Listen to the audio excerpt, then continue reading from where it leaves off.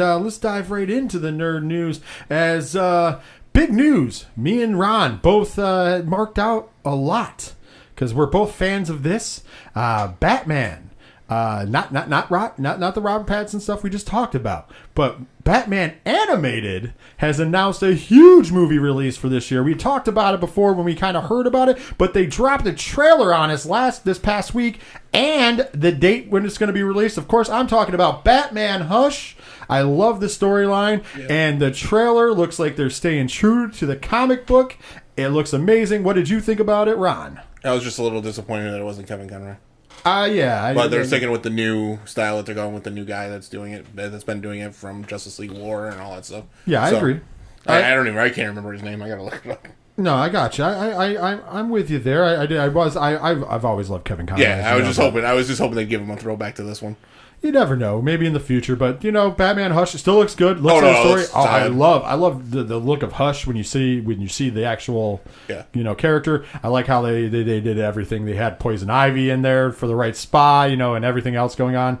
If you guys aren't familiar with the storyline of Hush, it's one of the better Batman storylines of all time, in my opinion, and a lot of people's opinions. There's some people who don't rate it as high as other things, but I feel like it was great. Top 6 at least if you don't rate that super high. I agree with you. I agree with you. I'd even say top 5. I might put it as number 5 even because Arkham Asylum would probably be ahead of it. Obviously, Dark Knight would be ahead of it. I was just saying if you weren't doing if it didn't make it your top 5, it's got to be number 6. Yeah, there's no way it can be any lower. Yeah, but I know. Then you get a little bit of year 1 was good. Yeah, year 1 solid.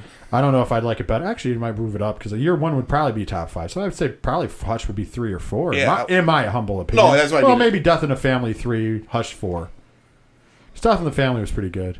It was if you talk about new ones, I mean, Metal might get up there eventually because Metal was super good. Metal's number 5 for me right now. Yeah, Metal was super good. Super good. So, I mean, I'm just saying if you don't push Hush top 6. Then... And Batman Who Laughs also is... I didn't finish that one yet. I gotta finish that one. Yeah, when you finish it, trust me, it pays off well. It's not one of the ones. Okay. It's not one of the ones that you're like, oh, boo. So it is a good continuation of Metal. Okay. It's so good. I can't wait to see the final arc when we were talking about it last week. The final arc for those guys, those guys have just knocked it out of the park. Some of the best writing on Batman in a long time. That might actually push it down to 7, depending on what. Oh yeah, it depends. Well, we also forgot about. Damn, I'm dropping the ball here. I forgot. It just came out in a movie a couple years ago. The Killing Joke? Killing Joke, thank you. We forgot about Killing Joke. Yeah, okay. Why am I fucking dropping the ball? It's been hot and muggy in this area. And dropping the F-bomb in there, but whatever. Hey, we're trying to cut back on that, but hey, I got to do it sometimes. As someone who doesn't know the Hush story, I really want to see this movie. The trailer looked amazing. As long as they do it like the Killing Joke, it'll hit every aspect of the comic. Killing Joke just had at the beginning Killing of the part. Joke was so good. And I like the ending. Spoiler alert if you haven't seen the ending. They do not give you the if or if not. Yeah. You just know it happened. Because the comic book leaves you on a kind of a cliffhanger, and it's up to you to decide whether Batman violates his one rule or not. The movie does not leave that to imagination. He violates the hell out that rule. It's just like Star Wars Solo movie where Han shot first. Oh yeah, proven in that movie. I don't care what anybody says. It is true. It is proven in that movie. Next up, though, speaking of animated series, and this looks pretty good. There's going to be a Deathstroke animated series coming to CW Seed, as we were just talking about CW Seed, and I'm a fan. I like Deathstroke quite a bit. Did they pick who's doing the voice yet? Or? No, it hasn't been announced. They just said it's in the pipeline. I wonder if it's going to be Arrow. The Arrow guy, yeah. Mark Burnett. Yeah. It says that Deathstroke has had a pretty storied history across film and television, with Manu Bennett portraying the character in the CW's Arrowverse of shows. It's unclear if Bennett will be reprising his role or not, as there has been no announcement. I just wanted to reread that just in case I missed it, but they do give him a shout out here, and he's done really good in the Arrowverse. Dude, I loved him. I rewatched season 1 of Arrow and season 2 because of him. The sad part about, as you know, about the DC things, and the one complaint I have about DC Universe stuff, and mind you, I love the stuff. I'm a big Arrowverse guy, as I've always hated how they get rid of the guys in the line and go with somebody else for movies and animated and everything else. Where Marvel does a pretty good job of sticking across the board. Not so much in animated, but then again, they're not very successful in animated in Marvel either. That's where DC really kicks the hell out of them. I don't understand why you got so many stories that you could just do animated. It is kind of weird that they kill it at the box office and DC fails at the box office, and meanwhile DC slays animated movies and Marvel is like, eh. Well, the problem with Marvel animated is they focus on, hey, it's a cartoon. These are for kids, most of the stories. DC is just like, no, these are flat out adult-oriented cartoons, and we can do the full story. I agree. Marvel is just like, oh, it's a cartoon, so throw it out for the kiddies. Well, I'll give you that was the problem with Teen Titans originally, was because instead of being Deathstroke, it was just Slade. Yeah. And because they couldn't put death in the name for a kid's show, but that, like, the original Teen Titans was still a solid cartoon. Oh, yeah. That went straight for kids. The Teen Titans Go gets a little... yeah. But that's for the really younger kids. Yeah. But, like, when... I know you're going to send hate and everything, but the Justice League movie, when, you had Cyborg that said there and did the booyah, like, I was a mark for it. I'm like, that's coming from the cartoon. Yeah. It's coming from Teen Titans. I was like, you had to put that in there. That was cool. Yeah, I dug it even. And he was, because he was just like, booyah. And like, you had to put it in there. You have to. Yeah, but DC understands, like, we can have some of the cartoons for kids and some of them are for adults. Marvel is just like, it's all for the kids. Well, yeah, I agree. I agree to an extent with you. The problem is Marvel has done some more adult ones, like i.e. Wolverine versus Hulk, and it just doesn't come. For some reason, they don't put the time into it as they do into the MCU. Yeah. If they would put even a quarter of the time that they do in the MCU, they would be probably relatively as good as DC. But DC does have the balls, and I'll give them that, to put out some of the best stuff. Like the best, you get real comic book storylines, and that's the other problem. Marvel goes away from the storylines. All they do is because Hulk versus Wolverine did not follow the comic book storyline at all. Even World War Hulk didn't follow the comic book storyline of World War Hulk, and that's built in to be amazing. And if you just did that, you'd be great. Because I mean, come on. A little bit of that kind of went into Thor Ragnarok, and that's what made it fun, of course, because like Meek and Korg and all that. Yeah, and the only good thing that animated wise that came out, and that's what Sony, was Spider-Verse. Yeah, absolutely. Man. They hit that right on the. Yeah, that was amazing. But once again, Sony did. Yeah. But yeah, DC slays. I mean, man, Killing Joke, and we were just talking about Hush. I can't wait to see that. Killing Joke was great. I mean, it's just so much good. I mean, Killing Joke, you can tell it's not for kids. There's a scene where the Joker runs through the Tunnel of Love just shooting people in the head. That was... that's Dark Knight. Sorry, it was Dark Knight Returns. Yeah. It wasn't even Dark Knight. It was Dark Knight Returns. Sorry. Yeah. Well, he does messed up stuff. There's definitely sexual abuse in Killing Joke.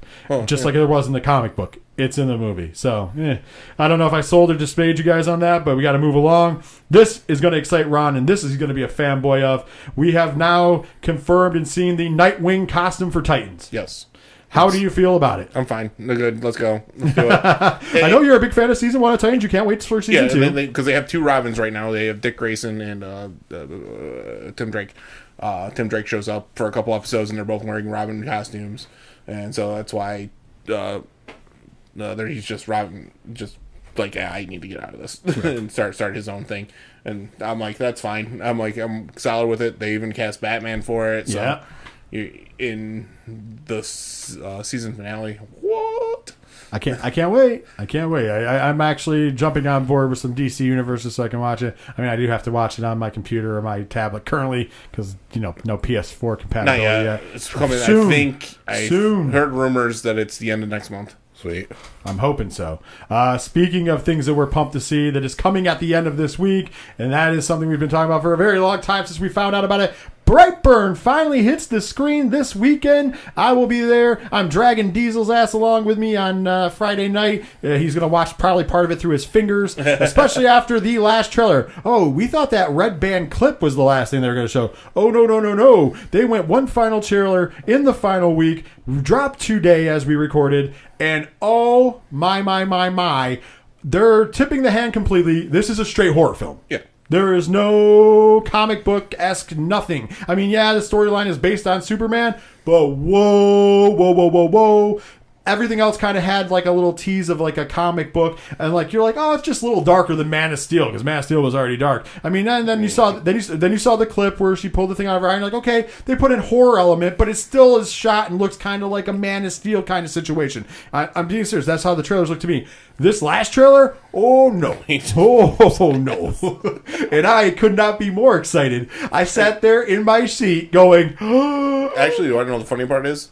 between the Red Band trailer and the other trailers, it's pretty much all the same stuff except for 2 seconds. Those 2 seconds. But that 2 seconds makes all the difference. The 2 seconds. Of course. Yeah. Of course. And I'm not going to spoil it. No, watch this trailer. Just watch the trailer, folks. You will know. Because I don't want to spoil it. You can write into us. When the 2 seconds of clip happens, you'll know exactly what we're talking about. I didn't think you'd got shot to that. But yes. It's so good. How can't you? It just sticks No, out. no. But I will say this. Yes, they took things from other trailers and stuff that we've seen. But the way that they showed them definitely goes, it is a horror movie still. Which we knew it was a horror movie. It was said all along it was a horror movie. And we know it's the horror version of Superman. Yeah. And so I can't wait. This weekend, also, we were talking about it on Twitter. I commented on something on Twitter, and somebody, we talked about this on Horror Zone 607, and somebody who was a screener who actually follows us, thank you, shout outs to you, said, hey, trust me, you say you're excited, you have it. Wait, it'll meet your expectations and surpass it, because he already saw it because he did the screening. So good. He's like, I can't spoil it, but trust me, you are excited for good reason. This movie is amazing, and it's in good hands. I mean, great director, great producers, great writers. I mean, who knows? Maybe it becomes continuity. It might be the horror universe. It could. So I watched this trailer today. Right now, I'm currently trying to think of excuses why I can't make it Friday. He's coming. The first trailer, I'm 100% in. Second trailer, the Red Band trailer. This one is. I'm a little bit scared of this one. Don't worry. Don't worry. I'm just going to tell you, I bought Aladdin tickets for us. Aladdin's out. It is.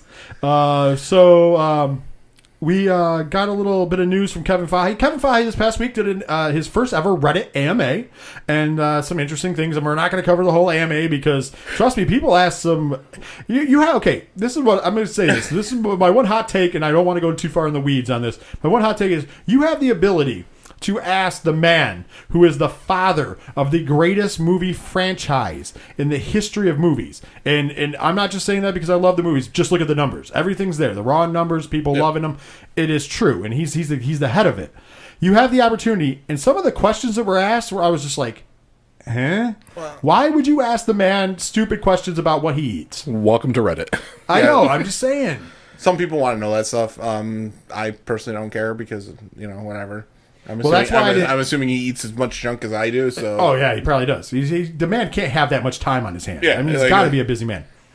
And the fact that he did this was awesome for his fans. He's always been for the fans. I got to say that about Kevin Feige. He's never hidden anything from us. He's very upfront. I mean, obviously he hides details of movies, but that's only for our own good. But as far as if something messed up happens in the MCU, he's very out front. He'll tell you what happened. I mean, you remember back to the Edward Norton situation. Yeah. He came right out and just spelled it out while he was gone. He didn't even worry about playing Hollywood games with people. And I mean, it's a little easy because he's got the backing of the mouse behind him, so he can pretty much say and do what he wants. But at the same time, it's nice to have somebody who's like, hey, I'm never going to lie to my fans. So be forewarned, if you mess up, I'm never going to lie to the fans. They will know why we're doing what we're doing. And I've always appreciated that. But the one thing that I took from here that I loved was somebody did actually ask that if they were asked, it doesn't have the question here, sorry, but when I wrote it down. But basically it said, hey, will you guys introduce the Mandarin? And then you put out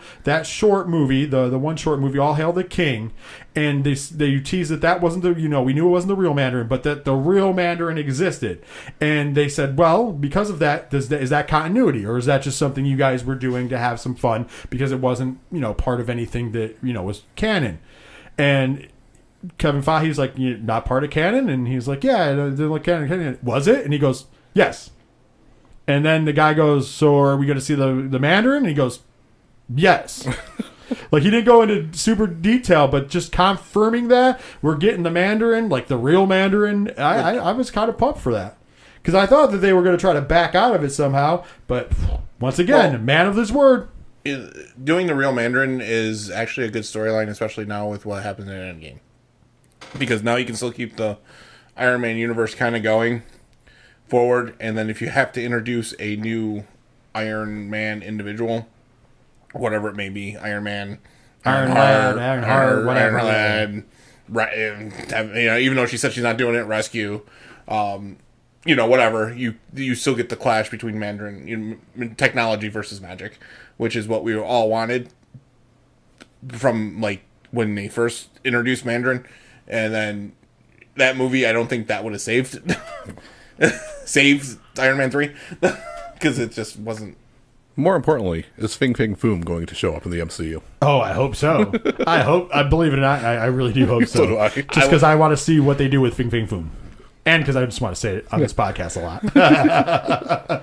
It's my own selfish reasons. Well, no, I would like to see Fing Fang Foom for something like that necessarily brings in that. I think Fing Fang Foom is an easier way to bring in Fantastic Four. You just use the Fing Fang Foom instead of the Mole Man and the giant mole monster. No, we need a Mole Man. Well, no, you can still use the Mole Man, but you just instead of the random monster, I got you an have idea. him searching for. Ooh, because they're all under the Disney banner. I got an idea. We replace Mole Man With hands? with Mole Man from the Hands Simpsons. Mole Man. Yeah, I know. Yeah, we replace Mole Man with Mole Man.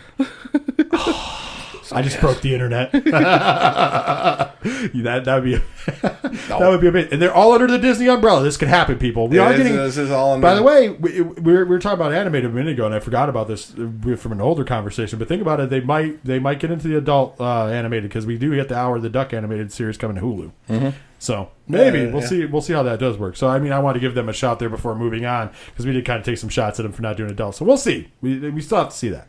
However, what we do know we're going to see is coming to Disney Plus, and I don't think it was on the day one release. I think it's coming up shortly after launch, though. Is going to be the Falcon and Winter Soldier show. Looks good. Looks good. We got everybody involved. Anthony Mackie's there. Sebastian Stan's there. Well, here's the best part. Sebastian Stan was just at a convention, and during a panel, he answered a bunch of questions. And during it, this is his exact quote towards the end. He said his expectations for Falcon and the Winter Soldier. This is exact quotes. I think it's time for Bucky to go out there and have an identity outside of the circumstances that we've met him through. So I don't know. He might do all kinds of things. He might even go on a date. I don't know. Scary world out there, apps, things like that. I don't know what he's going to do. I can't see him on an iPhone. I think it's going to be a lot of dealing with Anthony's character and Anthony himself, which is always another character. They have to do a Cyrano de Bergerac episode where where Winter Soldier's out on a date, and you got Sam in the earpiece telling him what to say. Oh, so good. It's so good. Well, you got that. But I was also thinking Cobra Kai Season 2, where Johnny's on the computer for the first time. Oh, my God. We got to get that scene. I really feel like we're going to get what we want in this show. And I don't know about you guys at home, but I know we've talked about this before. And what I want is a buddy cop show. Yeah, and I think this is what this is going to be. And it excites me to no end because we finally get a buddy cop show with two guys who I find very entertaining. And have great on-screen chemistry together. Oh, they amazing. have great quips against each other constantly. And I'm excited. Oh, man. Big Marvel comic book news. Of course, we know since the 20th Century Fox acquisition, if you will, we are now back to having the Fantastic Four and the X-Men into the House of Mouse, which means that now they've made a triumphant comic book return as well, because those comics were getting pushed off to the side because, hey, why create something that we don't own? Or they were new characters. Oh, yeah. They went to Inhumans, as we remember. Yeah. One of the things is that in July, Marvel is going back to the well, bringing back Jonathan Hickman to lead what they are calling the new era of X-Men. The description of this is they're going into what they're calling House of X and Power of X are going to be the books that are coming out starting in July. So they're going to start with House of X, which I'm assuming must have a tie into House of M. Yeah. I would assume, just because it's House of X. And then the next would be Power of X. So I'm assuming what they're going to do, especially from the footage here, is they're going to somehow figure out a way to Endgame style reverse the House of M scenario. And then it'll be the rebuild in Power of X. And they are, like I said, they are launching this as calling it the whole new era of X-Men is what their exact launch is. I applaud them for bringing Jonathan Hickman back. Yeah, no, he's probably one of the only ones that could actually pull this off. I mean, he's the best X-Men writer with the exception of Grant Morrison.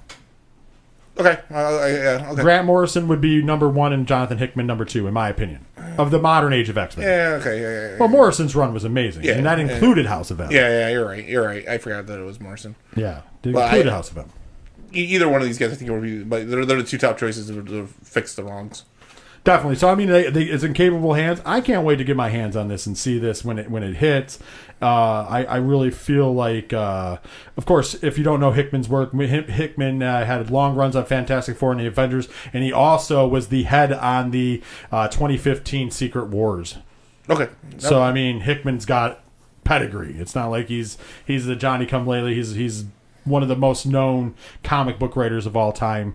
And so, hey, looks like the mouse is serious about restarting it. And like I said, they're still being tight-lipped on things, but judging from titles alone, I'm assuming House of X is going to deal with reversing House of X. As long as we get the pissed-off, whiny Scott Summers. Is there any other type of Scott Summers? Yeah, the one that was mentally abused by Xavier. Yeah. Boo. Boo. The one that made him like a hero of everybody. But you know what? Let's get excited, guys, because at the end of this month, coming to the Disney channels, guess what happens? We are getting a return. Dangerous. That's right. Darkwing Duck returns. Suck gas, evildoers. During an episode of DuckTales, and the name of the episode is called The Duck Knight Returns. Oh, nice. There's a trailer for it online. Check it out. It's not really a trailer, it's actually a little clip. It looks amazing, and most people are saying that Disney is eyeballing for Disney Plus bringing back Darkwing Duck full time, and I, for one, am all about that. Disney, if you want me on your side forever. Now, mind you, I already love you, but if you want me on your side forever, bring back Darkwing Duck to Disney Plus. Give it to us. Yes. Launchpad McQuack, Gizmo Duck. Oh yeah, but I just love how the fact that it's during an episode of the new DuckTales, which the new DuckTales aren't bad. I haven't watched any. I was up at my father-in-law's house, and my niece and nephew were there, and they had Disney Channel on, and usually I'm like, oh, I'm not into this at all. And then DuckTales came on, I was like, don't touch that shit. I was sitting there with the kids watching the 30-minute episode of DuckTales because it was phenomenal. And it was actually really good. I mean, it's got newer animation and stuff, but it was really good. Yeah. So I, for one, will be checking out the Duck Knight Returns. Is anyone out there picturing Richard on the floor, legs crossed, with the two kids on the side, like sipping on a Capri Sun, watching DuckTales? My hands were under my chin. He was laying there, the feet up and the knees. And then I couldn't get off the floor, because let's be honest, that would be what would happen. I was kind of flopping around like a beach whale. Capri Sun or Sunny-D? Capri Sun. All right. You're a good man. Because the purple stuff would win over Sunny-D as well. Because I would be the one eyeballing the purple stuff. Last but certainly not least, the last thing we want to leave you, we'll have a little fun here at the end of Nerd News, is we talked about it when it was when we found it was going down. The reboot of 90210 with the original cast, of course, minus the late great Luke Perry. But there's a trailer out. The trailer looks pretty good. I feel like I'm going to tune in and check this out because it's nostalgia. And we would like to throw into the hat for this show that our own Rhodey Josh be the new Dylan McCabe. I feel like we put him in a biker jacket and we could just dust him off and say he's the biker with a heart of gold. And I feel like he's going to be in. I feel like that's what I'm going to pitch to Hollywood. That's our in, gentlemen. That's our in. This guy's dye his hair. It's going to be fine. Yeah, you know, hey, the blonde looks good. Well, then again, earrings. So yeah, we got to dye his hair. Yeah, dye his hair. Got to dye his hair. I just want my takeaway was sci-fi pays really good. Ian Ziering's rocking the pretty car there. I need to get me some deals with sci-fi. Well, you could always watch Clownado. Oh, I need to get some of that Sharknado money. Oh, that's why they're doing Clownado. Well, if you guys have any opinions on anything we talked about in the news, you know how to hit us up. 3 Fat Nerds Podcast on Facebook, at 3 Fat Nerds Pod on Instagram and Twitter. #3FN when talking about the flagship show. And